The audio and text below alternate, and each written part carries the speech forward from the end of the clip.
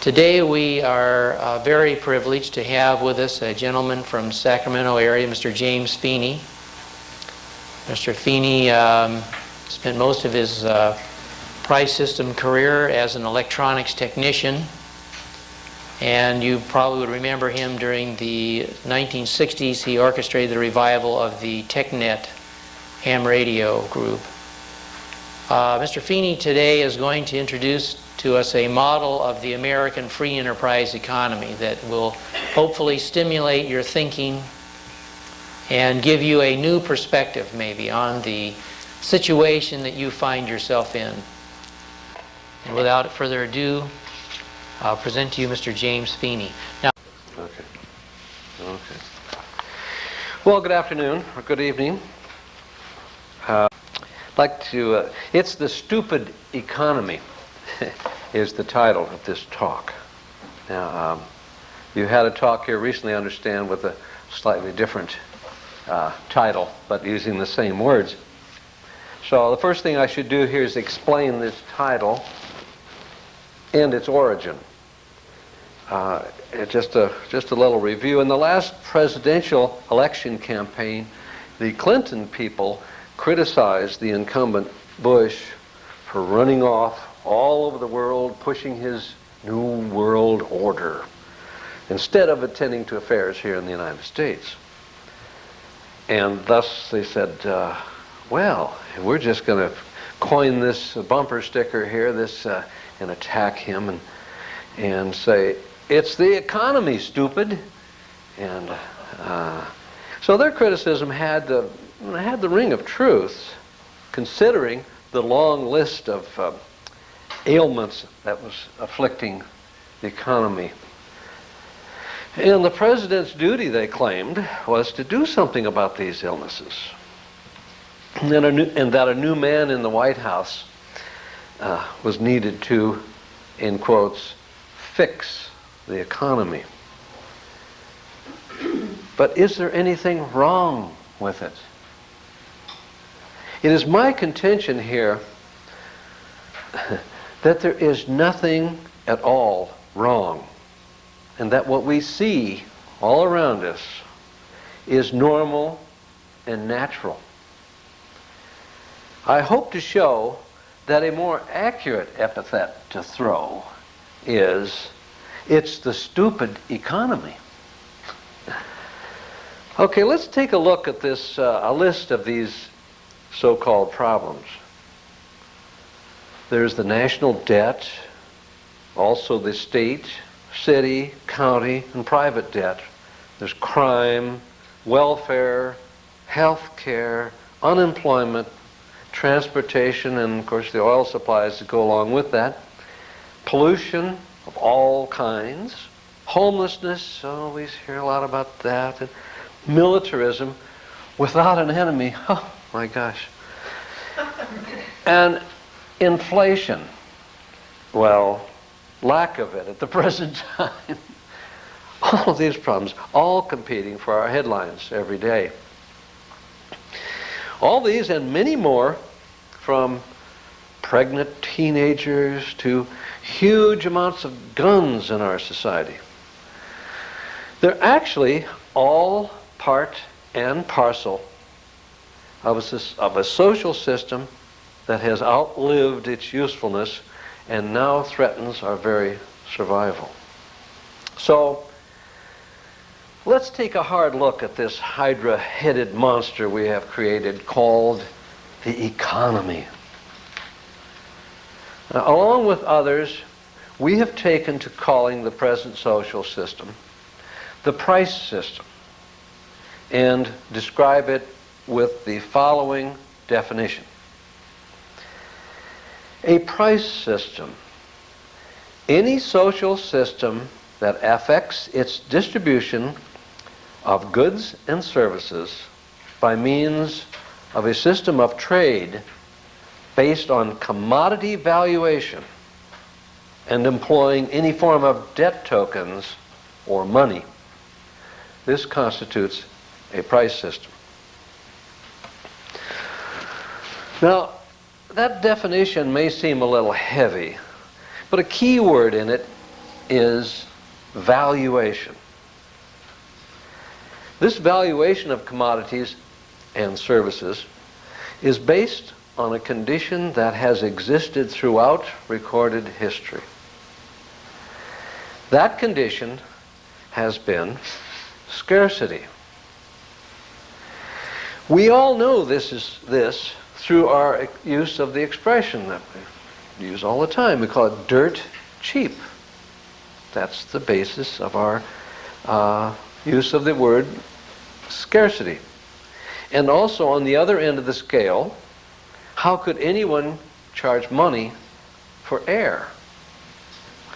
So air is so abundant that the price is forced down to zero.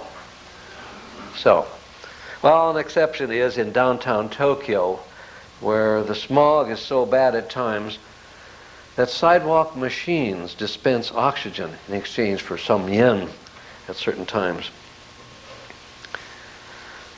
A lot of people are sick of the expression in terms of, well, that's this valuation business here. But in our examination of the stupid economy, we must look at what the terms of valuation are, namely money. Just what is it? An accurate but painful description is that it is a religion. And truly ecumenical, too, since virtually the whole human race has embraced it. More useful, however, is to ask what it is made of, or how solid it is, or where it is kept. Such a search is futile, because money is not a real thing, but merely a concept, a handshake, a promise to pay sometime in the future, when, as, and if. It should be obvious that money is based solely on faith and more closely resembles a verb, a way of acting towards something, rather than a noun, which is a something. Even more significant than the fact that money is not a thing, or even a zero, it is actually a negative. Yeah. Every dollar bill, check, CD, bond, credit card, etc., etc., etc., etc., signifies that something has not been paid for yet, and represents certificates or tokens that are owed to someone. This is the reason that these financial vehicles, including the dollars in our wallets, should be called debt tokens instead of money. Like all other religions, tons of print have been expended on describing, or more accurately, apologizing for the price system. The classic description is the Adam Smith model. And before we go into this, I must tell you that due to our time here, that this is going to be an economy model of the economy. So it's not going to be all that detailed. But we must go into this. And briefly stated, factories produce goods for a price. Workers receive wages, debt tokens that is, and give them up in exchange for those goods. Thus we have, in theory, a system where debt flows in a circle. Just like the song from that you heard on Broadway, I can't remember the show, it says, everybody's happy, everything is grand, just as long as the money changes hands. It's a wonderful song, I love it. Well, unfortunately, the theory breaks down in thousands of different ways in the real, not theoretical world. If someone takes some debt out of the circle to save for a rainy day, as we quaintly put it, that money is not available to purchase the goods. By the same token, if you'll forgive the pun, yeah, that's what I wrote. By this debt token, okay, you can laugh at it. How about what happens when the company takes out a profit? Okay. Another thing is, if a new person is born, do all the other members of society chip in a little so that little tad can have entrance to the circle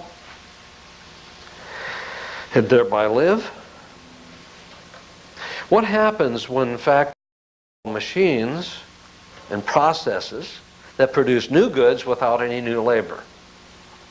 I mean, it screws up the circle somehow or other. And what happens to those who are unceremoniously dumped on the economic scrap heap for the same reason? All these interruptions and thousands more are normal and everyday consequences in the operation of a price system. There is nothing at all wrong.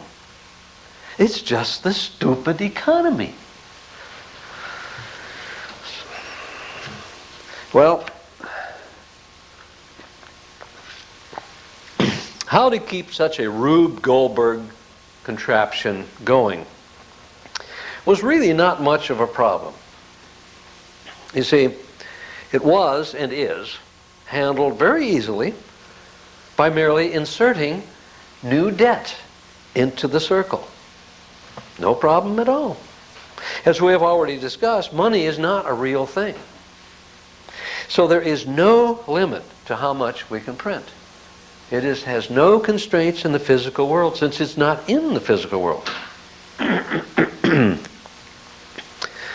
Only the faith and credulity of the people pose any limit at all.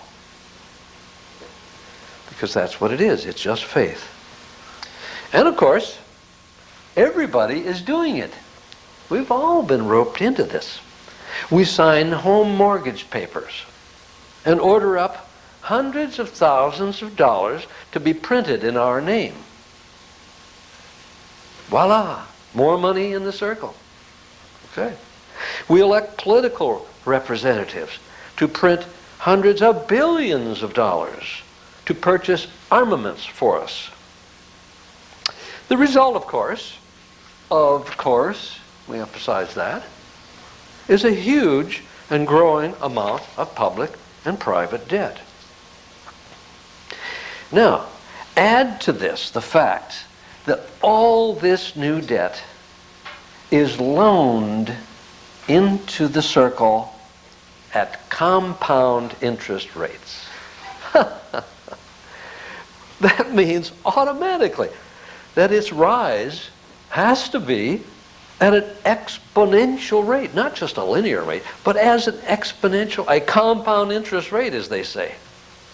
And it is now zooming almost straight up towards the sky. Now, we should not be surprised, because increasing debt is an absolute requirement of the stupid economy. Another part of the economy involves the flow of goods and services. Now, this is the physical. That is a real flow.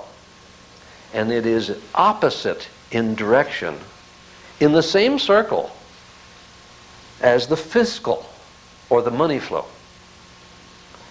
We hear it most often called the market. And usually with a reverence and the reverent tone in the voice. The market, the free market, as they sometimes say. How they can say that is beyond me when, well, you just take out the R and you know what they're really saying. The free market, the fee market. Now, some people call it a distribution system, but it is not and was never intended to be. Now, there's a reason for this, a fundamental reason, several of them, but one of the reasons is, I think it's basic, is that if something is produced in abundance, the price becomes dirt cheap and becomes lower, therefore, than the price of the wages and supplies to produce it. So who's going to continue this? Long before everyone in society has one of these things, no matter what it is, could be food even, the manufacturer is forced to quit making it. So much for a distribution system. The market protects itself.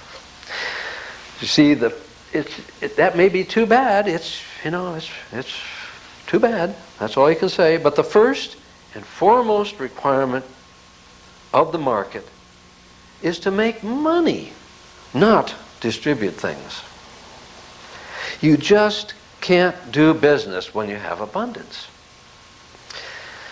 But we also, by the same token, must get over the notion that the industrialists are bad guys that want to build things that wear out, to deliberately get us into wars or pollute and pillage the planet. You see, the real boss is not them. It's the stupid economy. So what happens when this only limit on this business happens? The faith and credulity of the people is stretched so far that it snaps. When the debt creation on the stock market reached that point in 1929, we had what was called a crash. Everyone simply picked up their marbles and left the game. The fiscal circle was broken. Well, no harm done. After all, it was only money and made out of nothing, and it just went back where it came from. If we look at the real world, however, that's a different story. And there, if we examine it, nothing at all happened. Well, think of it. There were no reports of smokestacks falling down. There were no reports of automobiles stopped running or machinery breaking, and no crops failed, no radio tubes burned out, nothing. And the real world happened. Nothing at all. We simply decided that if the money circle could not be maintained, by golly, we would stop the other circle from operating. That's it completely. Unfortunately, this other counterflowing circle is the food and shelter and goods and services whereby we live. It would seem as if the carpenters, the electricians, and plumbers all arrived at the building site one day and were told to go home. And they had all this stuff here, no problem at all. But the person in charge apologized and informed them that they could not go on with the job because they had run out of inches. Simple as that. And everybody scratched their head and went home. Now, who was this person? Well, you guessed it. It was the stupid economy. And believe it or not, instead of being summarily fired, dismissed 60 years ago, this stupid economy is still in charge of everything. How can this be?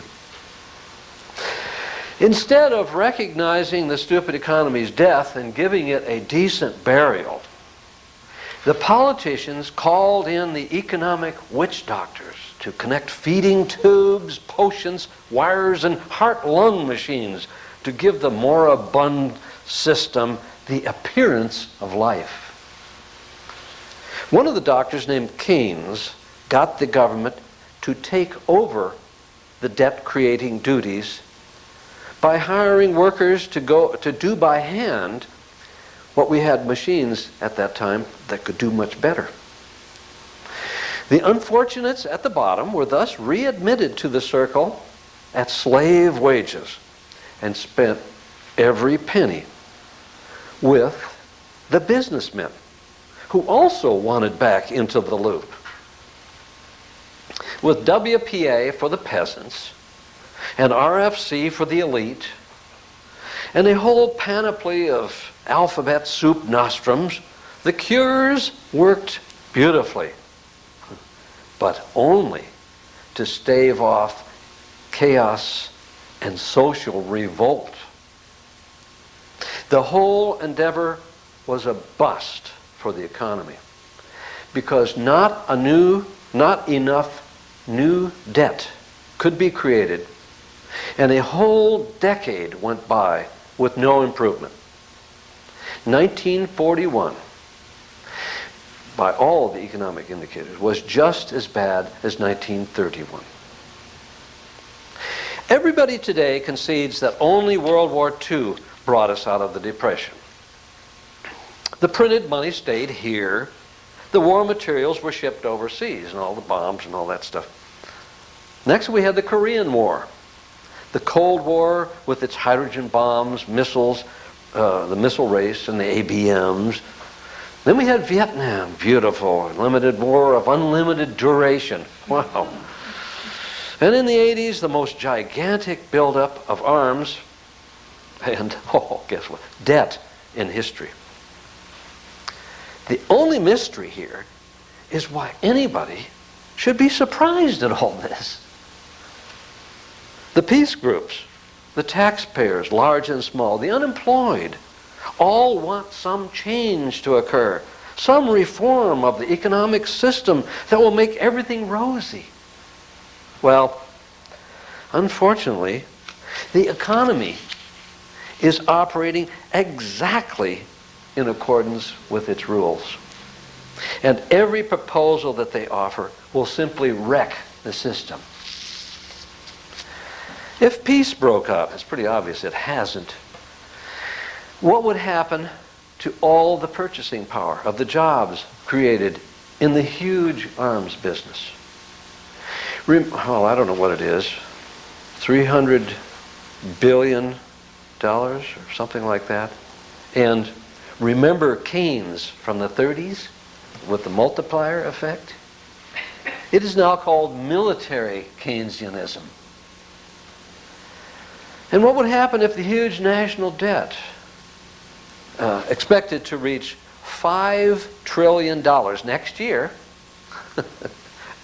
isn't that mind-boggling? What would happen if that was abolished or even reduced, as some clods have cried out for? Well, this would eliminate the holders of this debt and force them to leave the game, fatally rupturing the circle. It would make the 29 crash look like a Sunday school picnic. Well, what can we say about an economy that calls 6% unemployment normal? Throw these people on the economic trash heap, cut them out of the circle, and we call that normal? What can we say about that? Well, it is normal. And the reason for it is pretty doggone clear. Industry needs surplus labor to keep wages down. That's the economy, stupid. I mean, that's the stupid economy. Well, it's a natural function of this stupid economy. It's just a normal, natural thing. Now that's the easy part, throwing them on the trash heap there. That's the easy part. But supplying just the right amount of jobs to keep the circle flowing is becoming increasingly difficult. I have a bumper sticker that states, if you think the system is working, ask somebody who isn't.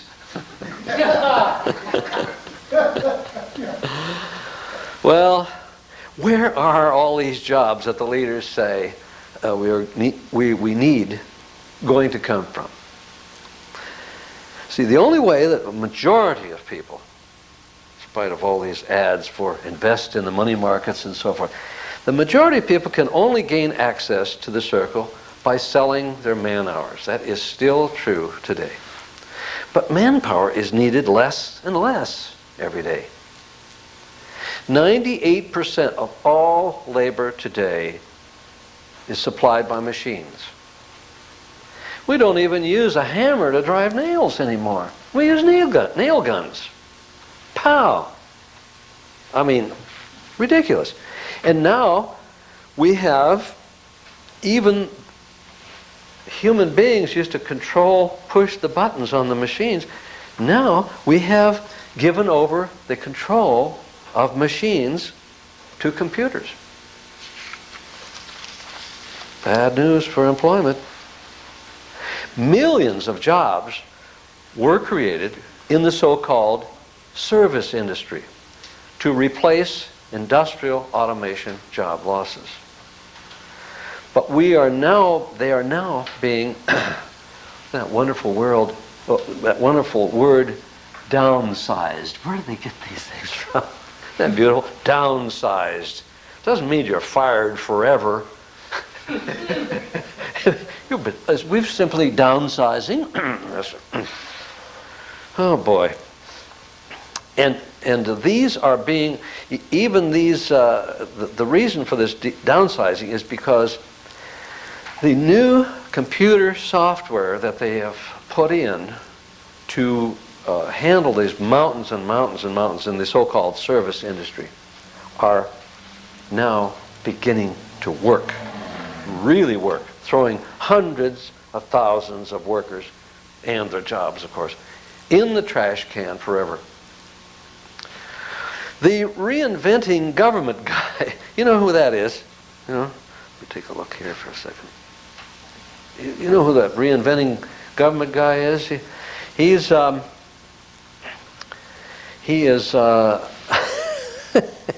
he's actually proud of the fact that they are eliminating 500,000 government jobs by next year. Isn't that mind-boggling? Now, no wonder they're talking about job retraining. Whatever. Boy, job retraining. But the fraud of job retraining is becoming clear to everyone. Retraining for what? Even the ordinary guy on the streets is beginning to see through that one. The most readily available career opportunity for our youth today is crime. That's it. Over 90% of all crime is for monetary gain. And it is frowned upon mostly because it does not generate new debt. Drugs, however, now that's another story. Like any other business, billions in money flow is generated. In addition, a multi-billion-dollar industry, a bureaucracy with tens of hundreds of thousands of jobs has grown up to combat it. God, what a tragedy for the stupid economy if they ever succeeded. Boy, the health insurance crisis is another normal and natural part of the stupid economy. Well, the fact of the matter is, nobody needs health insurance at all. Not at all. On the other hand, everyone needs health care. These racketeers have simply inveigled their way into this money circle between the consumer and the provider of health care, and they supply nothing except buying and selling most of the real estate in America. That's their function, their only function. And no one says that there's anything wrong with this, from the top guy on down. We've been fooled. See, these people are doing just what any business is supposed to do in a stupid economy. Well, then we take our transportation system. The transportation system has been taken over by the automobile interest. We all know that. Ignoring for a moment the pollution, the deaths, the congestion, the waste, and everything, all this other stuff that goes with the automobile, we have to ask ourselves this question. Ask any businessman, which one would buy a machine? I'm serious. Consider this. What businessman would buy a machine that sits idle for 96% of the time? Stupid. And I'm not going to say who's stupid, but in that case, but how are we suckered into doing this? You know, the method which we were suckered into doing this. And we're not stupid. I mean, we were truly subjected to a very, very prolonged, decades-long method. And this has all been very well documented. The auto, oil, and rubber companies first bought up and destroyed the rail lines that once crisscrossed all of our cities, all of our big cities in the past. And the bottom line of all this is, well, of course they pushed the automobile. I mean, that's the way it happened, you know, and they did billions of dollars worth of advertising, you know, everything from Dinah Shore, Tour of the USA, blah, blah, blah. Or the big M, you know, ladies and gentlemen, it's a really big shoe tonight. This is Ed Solomon, and see the Beatles stuff later on this week, and brought to you by the big M. Now, that's not the big M they talk about nowadays, but it's mercury. But anyhow, that's the way they did it. And the bottom line of all this is that the automobile has been very, very good for the stupid economy. Wonderful. Well, considering all the above, and we have barely scratched the surface of the regular features of the price system, it should be obvious that nothing can be done to make this thing work any better than it is already. It is designed this way. What is needed is a totally new design to distribute the abundance of North America. This brand new design would place every person in North America, without exception, into the circle, with absolutely no restrictions. A guaranteed annual income, divorced from a job or any other provisions, will be provided as a right of citizenship in this design. Poverty, homelessness, crime, unemployment, welfare, and other ills would be instantly eliminated. Scarcity no longer exists in North America. So the artificial restrictions of the stupid economy are no longer valid. Instead of dividing up the not enough to go around, we have, for the first time in the 5,000-year history of the price system, the job of distributing an abundance. Now, it may come as a surprise, but the hardware for this distribution system is already largely installed. The UPC barcode and the laser scanners are already used virtually everywhere today to keep track of the flow of goods and services. President Bush showed his shocking technological ignorance by his discovery of it when he made a visit to a grocery store. But his design is not quite complete yet. All that remains to be done to make this into a distribution system is to replace the dollars with energy units, as advocated by Technocracy 50 years ago. The so-called leaders, however, are mired in the past price system thinking. Bush didn't know it at the time, but he accurately described it as voodoo economics. The physical world be damned. The important things are the national debt, the interest rates, the taxes, budgets, and the endless parade of fictions that constitutes the voodoo of the price system. All of this would be swept away if we install a smart economy instead of a stupid one. Now, we could go on with many more examples of the failures and inadequacies of the price system, and more reasons why it is increasingly out of control. And we could go into more detail of the solutions technocracy proposes, such as continentalism, a government by function and its many functional sequences, and much, much more. But we must stop and think about where we are at this point in time. We have arrived at an historic moment in human history.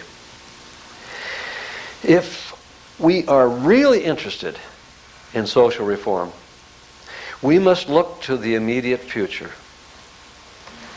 At the present time, only technocracy has a proposal to organize our society for the technological age in which we now live. When, not if, the present society collapses, we must be individually prepared with the knowledge of how this future system works. Won't you start now by reading the magazines, the individual fact sheets called Technocracy Briefs, and go through this Technocracy study course. Even if you've been through it before, you should go through it again. If you agree, after a careful, even critical investigation of technocracy's analysis, now that's two things here, technocracy's analysis of the archaic price system and technocracy's synthesis of a brand new society called a technate, then please join Technocracy Incorporated in its efforts. Only by educating a sufficient number of North Americans of our possibilities here can we, as a species, prevent going the way of the dinosaurs. We have everything we need: the minerals, the water, a complete range of climate, and the largest pool of technologically capable people ever available. And now we have a design. We must get ready. The stupid economy is not long for this world. Thank you.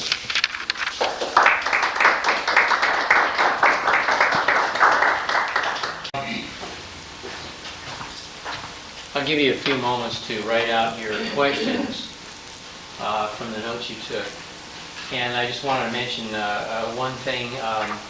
Maybe you were aware that the latest Northwest Technocrat doesn't have a photograph on the cover this time. It just has a announcement of an article inside. But something that, of course, the average American who exposes himself to television endures constantly is it talks about foreign countries in which you're involved, particularly Somalia, and so on. There's an article in the middle of this magazine called Somalia Hating No, and it gives you a little historical background about the involvement of the American price system in those areas and the background and how we got us in and the various players in the scenario there. It's something that you won't find in the average newspaper, and I think you'll enjoy it immensely. Also, in the back of this magazine is the very latest brief. It's called Population and Starvation. And it announces that at the very top, it says by mid-1993. Now, of course, you realize that's now history. The world's population reached 5.5 billion humans. And they go on then to talk about the implications of that. One of our members, Mr. Ken Bauman, has been involved in some radio work here recently, and I'd like to ask him to come up here for just a moment and share his recent experience with us. You would, Ken?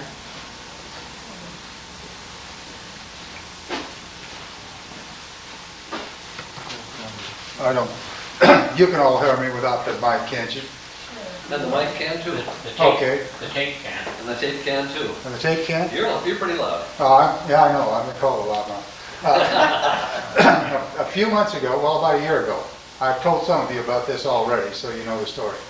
About a year ago, I started volunteering for a radio station that broadcasts exclusively to blind people. You have to have a special receiver to even receive the station. Well, last summer, while the guy was on vacation, I was asked to read the Time magazine for an hour, in addition to reading the newspaper that I read in the morning. So I read the Time magazine. When he returned from vacation, they asked me to read a magazine called The Economist. And I said, that's fine, I'll be glad to do it. We put these magazines on tape, by the way. And it's an hour-long session. I said, will it be all right if I read a little bit from the Technocracy magazines from time to time? And I gave him a copy to look over, and he said, yeah, it's all right, just don't read too much of it, just read a little of it. Well, I've been reading The Economist now for about 6 months, and periodically, not every week, but occasionally throwing in a little blurb from the magazine. About 2 weeks ago, the gentleman that runs the station said, we'd like you to quit reading The Economist altogether and give us an hour of technocracy literature if you can. And I said, great, I'll be glad to. I wanted to run up and grab the guy and hug him. But that's the story. So if anybody has any literature, any information they'd like to give me, I'd be more than happy to take anything. Thank you. I think that may be the most encouraging thing I've heard in the last couple of months. And I had noticed, the reason I mentioned about this magazine is that these articles, you know, that relate to things that are on the television that people have in the back of their minds, even as much as they'd like to block it out, make a good introduction to people that of course, they really want to know, why are we over there in the first place? And a lot of them I was able to capture with the fact that, you know, there was an enormous oil reserves just off the coast there that a couple of large oil companies had gotten leases signed by Mr. Mohammed Adid's adversary, had signed these leases, and Mr. Adid had not. And of course that eventually led to their putting a price on his head, which by some miracle the man has managed to avoid getting himself assassinated by the United States Army. And now, in fact, I think they've thrown in the towel and decided that they can't assassinate this guy. I don't know what the oil companies are doing. The interesting thing would be to know whether or not Adid finally got the light and decided to sign leases with these same oil companies himself. I don't know. It would be interesting to know what the real scenario is there. And that, of course, is something we have not heard on the television.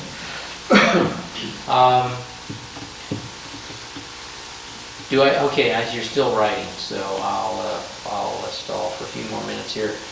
We, once again, Mr. John Tobby will be here on the 20th of March. It's a Sunday, of course. He'll be lecturing at 2 o'clock. I do not have the title of his lecture.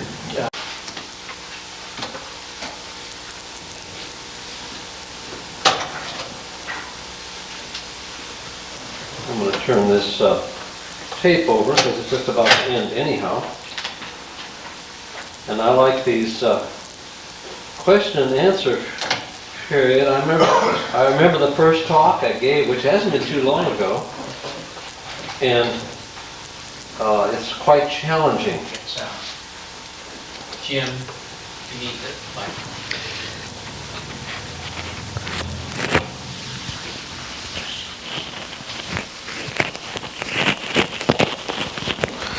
The first question and answer session I had, and I haven't had that many talks that I've given, and the very first one after the initial shock, I really enjoy this part because when you give a talk, you have to pick out what you think that people have in their heads already. Otherwise, you're talking Japanese to English-speaking people or vice versa. So you have to try to talk in terms of There's that word again. But you do have to use the terms that are common in your language when you're talking to other people, regardless of what the subject is. It's particularly difficult when you're dealing with the price system, because everyone, one of the reasons, everyone assumes that they know how the price system works. And when you investigate it, you find out that not one out of 100,000 knows how it really works.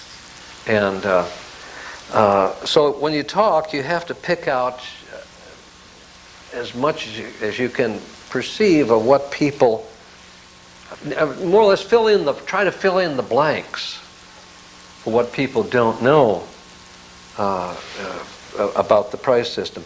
They assume certain things, like money is something, and that's what I took for the subject of this talk. And I tried to shatter this one part of it, and then of course the economy model of the economy, the Adam Smith circle. And there's much more that you can go into. Like, I didn't even talk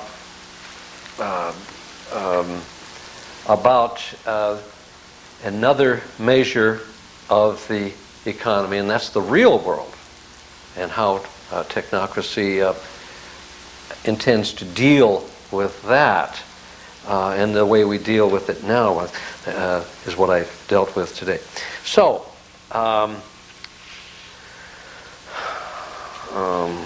let's take some of these questions here.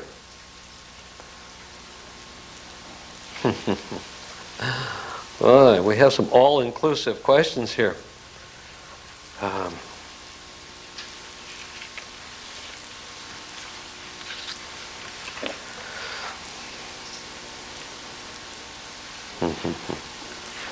Well, this is the easy one. What are our educators going to teach the unemployed new skills? What new skills can be developed when the production machines are already self-producing? Well, it was written under duress here. I can understand what the question is here. It's where are these new skills, and what will these new skills be?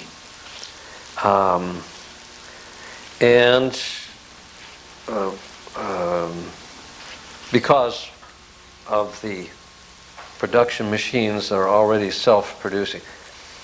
That's very close to what is happening. What we have today is, you still hear a few whimpers about, quality control. We need skilled workers, because we've got to put in these highly intricate things, and we need skilled people to do this. And we hear that automation has done this and this and so forth, but we still need these skilled workers. Well, what has happened is that things turn out exactly the opposite of what you would guess. Like the authors of 1984, they said that Big Brother is going to watch over you, where they'd have these television things watching the people. Well, as it turned out exactly the opposite. What you did was to make the television so attractive that the people watched it. You see? But the effect was exactly the same, and even better, and very practical, because it takes a lot less software, very few people have to run the thing, and you can get people to think exactly, and you get them to willingly participate in their own brainwashing, which of course we find out is the only way brainwashing works, when you willingly give up your mind. And so the skilled workmanship, see, is another area where things turn out exactly the opposite. Instead of having skilled workers put something together, you made the product and designed it in such a way that it just snaps together, and you didn't even have to know how to use a screwdriver. Out the window goes all the skilled workers involved with that process. And now we have just a very, very few people designing a machine with what they have CAD and CAM, they call them. It's just computer-aided machines and computer-aided design, and I don't know how many, and all of these drawing processes. They're all and a few people, a few smart cookies, can design castings and everything that make these things out of plastic or whatever material, so that as it comes along, the parts just go snap in. So you can ship the job to Mexico, where you have people that don't even have to speak any language, let alone English, and they can sit there and they can just put these things, together. And if even that is needed to be done. So that's the answer to this question. That's the new skills. I think they call it downsizing. So it simply is not possible that when you have more and more things doing less and less, more and more production with less and less people. I wish I'd trimmed. I was in the paper yesterday about how the productivity, the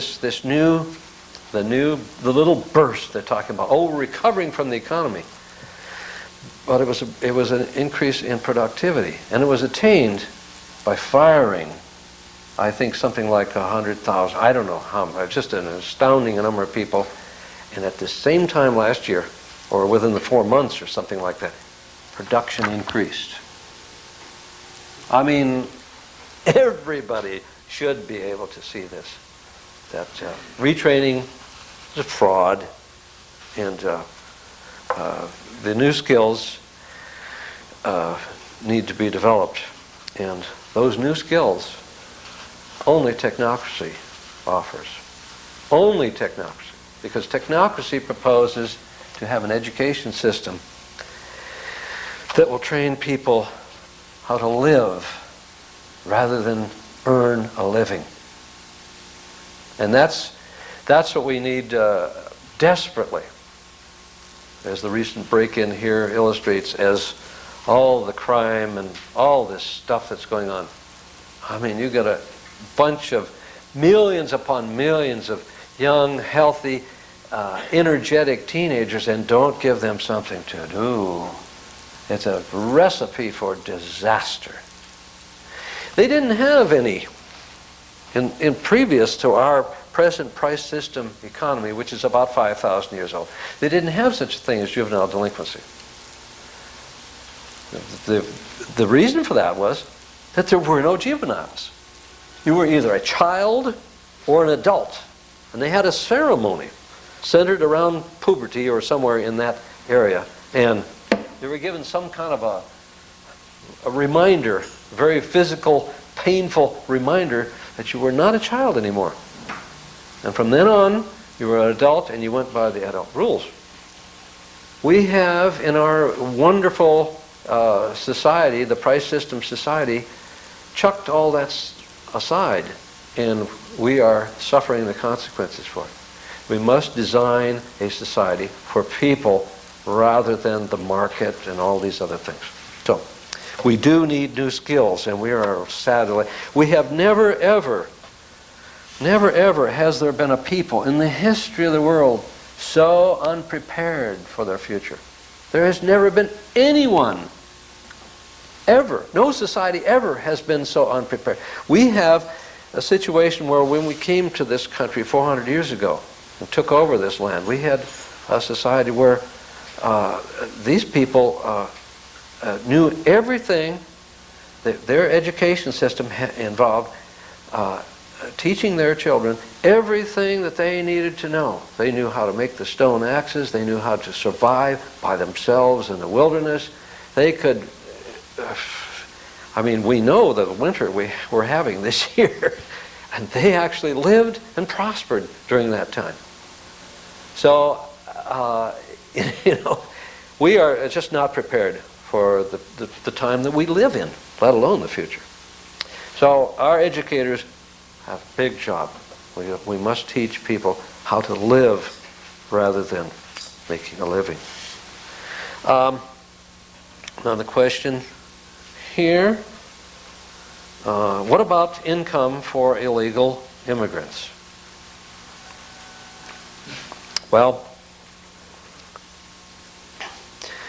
with a, it says in parenthesis, in a technate. A technate involves, for quite a few reasons, the whole continent of North America and a little portion of South America. And this is the minimum area needed, on the one hand, for a society technologically run that will support its population in the highest fashion possible. And it's the maximum, it's also, did I say minimum or maximum? That's the minimum size. It's also an area that could be defended from all the rest of the tribes on the earth. And we could have, of course, anybody should know that our biggest arm of our Defense Department should be the Coast Guard.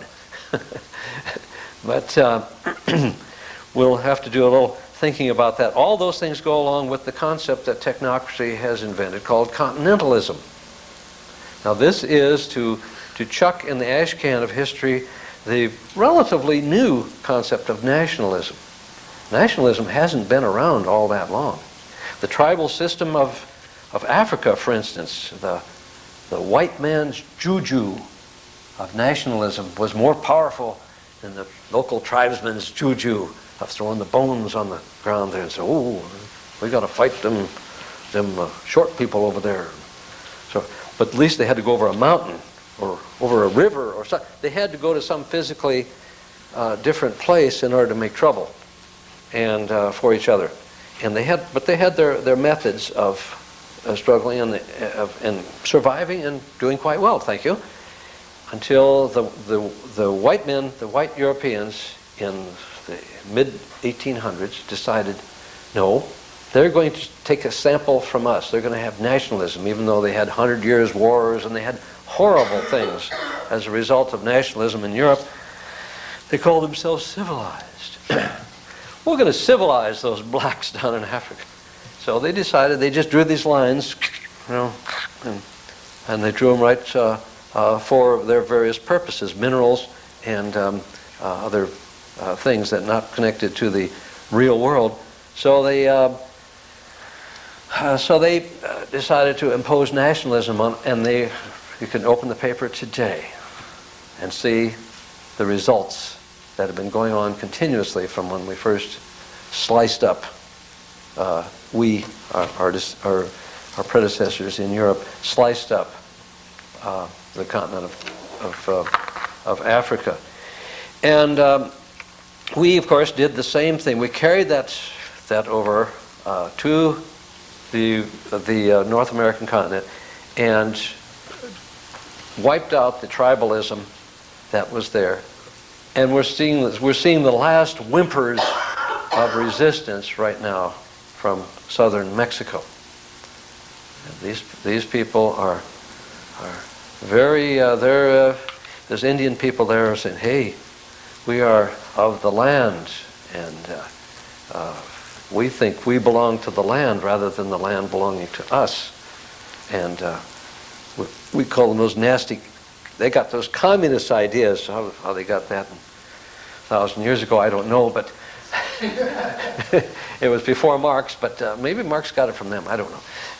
Anyhow, they had this complete different idea of how they related to the earth, and the white man came along, and he had the opposite. So naturally, there was this conflict that's been going on since then. So we've got to eliminate that and so this renders a whole new meaning to this word immigrants, and also the illegal part of it. It's like an illegitimate child. How can a child be illegitimate? I mean, it's a real child, and how can an immigrant be illegal? Well, it's only because we say so. That's the only basis in the real world that it rests on, is because we say it so. And And as far as immigrant goes, there would be no immigrants in a technate unless they swam. It would be very, very simple. Unless the ice age comes and there's a land bridge across the Bering Sea, no problem. How would you take care of this as far as the accounting for this national distribution system? Since we have more than enough to go around, we just simply distribute everything to anybody that lives in North America as a matter of citizenship. We obviously have to protect ourselves from kooks and outside agitators, as they call them, from foreign places that might be sent over here. Now, one way to combat this, from large-scale tasks, of course, is to invite over not immigrants but students. Pay their upkeep and everything in physical terms, of course. Support them. Give them an education in how the technate of North America operates, and tell them everything they want on the proviso that they go back home afterwards. And these would be temporary immigrants, I guess you would call them. Not illegal, but temporary. And of course they would have, while they were here, able to participate in any movies they wanted to go to, any yacht they wanted to sail on, any car they wanted to drive, any thing that we have here in North America, they would be able to participate in this as a right of citizenship like anybody. They would have their green card, I guess you would call it, and just along with all the rest of the citizens. However, it would expire, as every person's green card would, or income card, as we call it, the energy certificate, would expire in 2 years' time and be issued another one. They would get a letter and said, "Your time's up. Go home." And so these immigrants would be handled. Now there's other immigrants. Anybody that had criminal tendencies, psychotic or otherwise, in this country would be able to be, the only way they'd be able to eat, travel, buy clothes, get shelter, would be through an energy certificate. And any person in North America who is living here would want to know that in their midst is an enemy. And anybody in North America that is not trying to hide something, who is not one of the enemies, would want their relatives to know if they fell down a mine shaft someplace, or were abducted, or anything at all happened to them.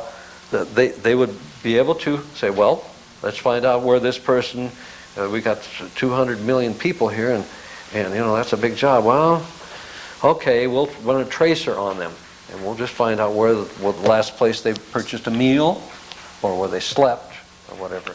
And a person would be able to be kept track of if it was necessary. And of course, nobody, in the present time, of course, that is anathema. I mean, you absolutely, people go bananas. Oh, Big Brother. Why not? Because everybody in North America, by the requirements of the stupid economy, is a criminal.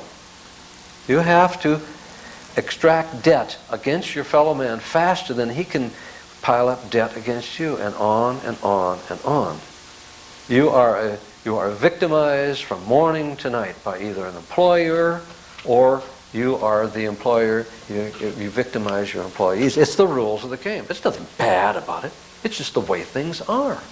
We think in terms of scarcity.